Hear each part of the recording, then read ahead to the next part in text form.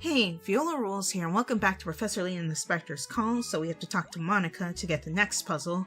Oh, if it isn't Professor Layton, what records do you need dug up today, Professor? Or Prof? Nothing today, thank you, Monica. We were just passing through. I trust you're well? You know me, practically indestructible. Actually, there is one thing that's been bothering me. There's this puzzle that's doing the rounds in Scotland Yard, and I couldn't solve it for peanuts. Okay, so let's see what the puzzle is. 35 Picaraons, puzzle 83, Silver Spinner. Your task is to remove all but one of the silver marbles arranged here in the shape of a spinning top. You can jump a marble horizontally or vertically over an adjacent marble and into an empty space to remove the jumped over marble from the board. Okay, so we're just playing checkers by ourselves. You can move or jump over any marble except those that are marked with an X. Move marbles by jumping over an adjacent marble, either vertically or horizontally. When you touch a marble, your possible moves will be highlighted in pink. Okay. If you jump over a marble, it will disappear. There are some marbles that can't be moved or jumped. Okay. I see. So right now it shows these three here can't be moved.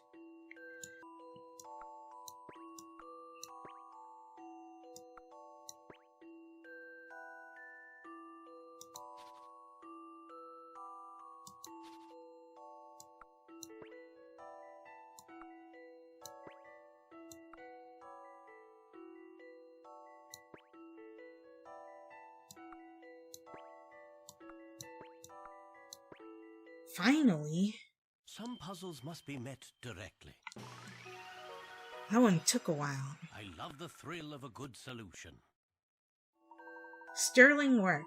The most satisfying way to finish this puzzle is to leave the final marble in the very center. Did you manage it? Yes, I did. It took forever, though.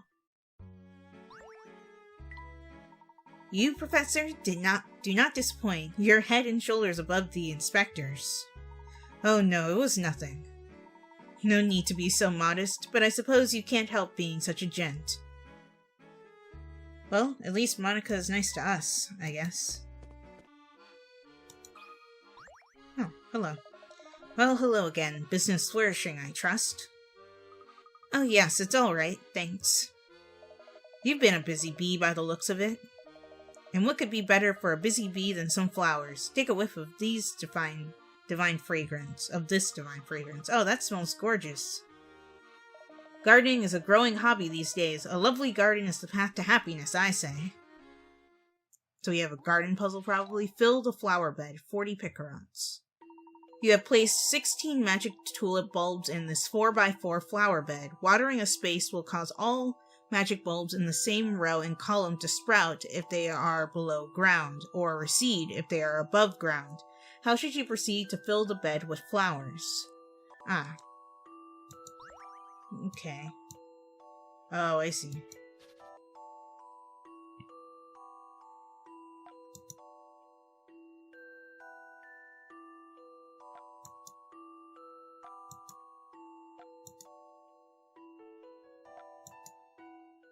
Wow. I'll handle this one, Professor. Wow, I spent like 10 minutes just trying random things and decided to go back to the beginning of this puzzle and just try it again. Correct. Watering the flower bed as shown above will fill it with flowers. Your garden is full of tulips. Now you just have to work out how you're going to water them for the rest of the summer.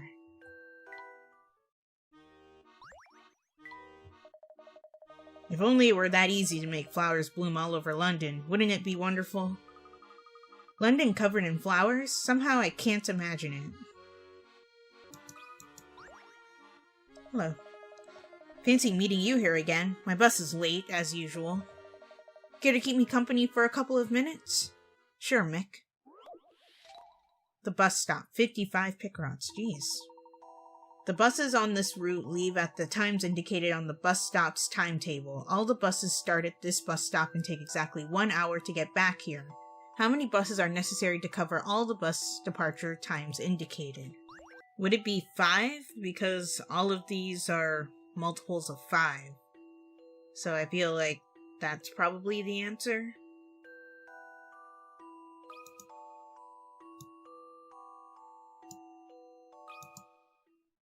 I think I've I've got this one. Nice. You can't let a puzzle intimidate you. All aboard. At least 5 buses are necessary to operate this route. 4 buses wouldn't be quite enough. Okay, and then it shows above how you would divvy up the timetable to get the answer I got. I just guessed 5 because it was all multiples of 5. But there's probably a more intricate way of getting it. New action for the puppet theater. Smear. Nice. You've done it again. Stop solving my puzzles so quickly. It's going to be a long wait. Give me some time to think up another puzzle. I'll make it really hard next time. I don't think you can make it harder than 55 Picaraons, but I look forward to the challenge. Oh, we have to talk to the curator, Chappie, again. Meow! Huh? Did you say something? Oh, Luke, this is the museum curator, Chappie. He has a great fondness for cats, which results in some eccentric behavior. Meow! I see. He seems to need our help with something.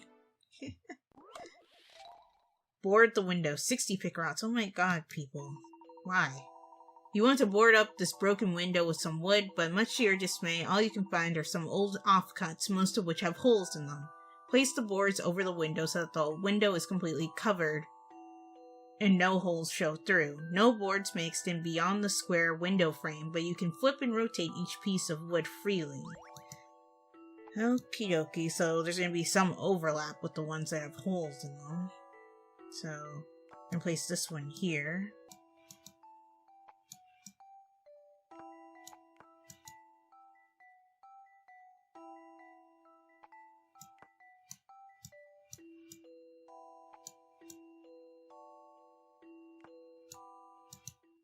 Time to apply some creative thinking. I got it.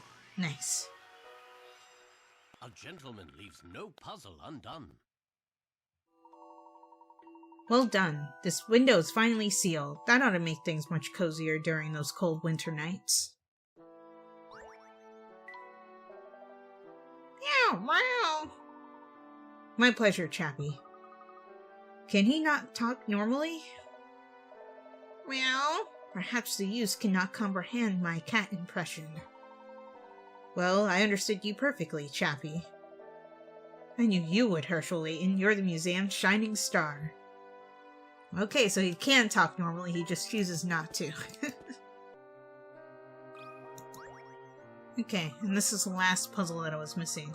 Did I tell you we sometimes hear noises coming from the cellar even when no one's down there? Donald says it's probably just the wind and the floorboards. There's sometimes I think I'm going barmy. Maybe it's the old squire's ghost. I reckon he came to a violent end, you know. You mean Evan Bard? I thought his death was ruled a suicide. Well, just between you and me, he wasn't particularly well liked. Okay, I don't know what the sentence was supposed to be. He owned most of the land in town and hiked up the rent. That didn't make him any friends. And then he always acted so high and mighty. The only person he would talk to was Mr. Triton. I was dismissed from that household years ago. It was lucky for me that they took me on here, I'll tell you. But then you just don't know, do you? He might have had his own reasons not to want to live. I see, and you believe he may be haunting this house? Why this one? Oh no, I didn't mean. There's no reason at all why he'd come and haunt poor Mr. Triton's house. Really? Oh, don't mind old Beth, dearie. In fact, I have a little puzzle for you if you fancy it. Sounds like Beth knows something, but won't say 60 Picaraons. Can we start with the hard puzzles, please? Your lucky tablecloth is damaged and you want to salvage it. After cutting off the shaded area, you make 2 straight line cuts along the dotted line. Oh my god, it's one of these ones. I hate these ones. Sewing these pieces together gives you a smaller square tablecloth decorated with 5 complete 4-leaf clovers. Draw 2 lines on the cloth to show the 2 straight cuts you make. I have no idea, but this is the only way to cut it that won't cut through the clovers, so I want to go with this. This is right. Okay, so that was correct. That was it. Cutting in sight. The cloth has to be cut as shown in the diagram. Your little tablecloth accident gave the 4-leaf clovers a new lease of life. Okay, and that's what it looks like on the top screen when it's cut like that? Oh, I see. You cut the pieces and then you stitch them back together, so that corner piece that I thought was irrelevant actually does get used. Okay.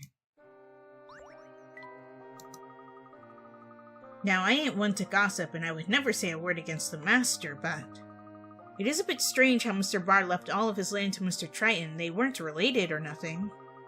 Then there's the way the Master has become all funny ever since Mrs. Triton's been gone.